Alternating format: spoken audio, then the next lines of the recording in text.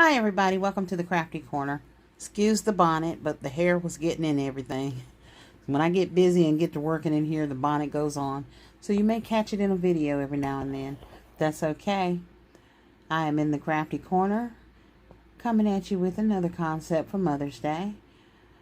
And I am using everything in my arsenal so I can get these Mother's Day baskets out. So let me just show you what I've done here.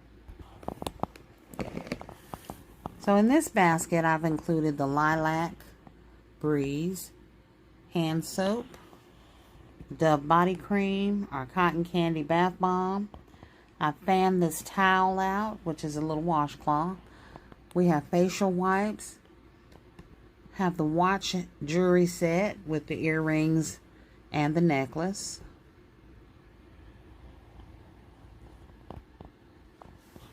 I think this is going to be a nice gift for Mother's Day.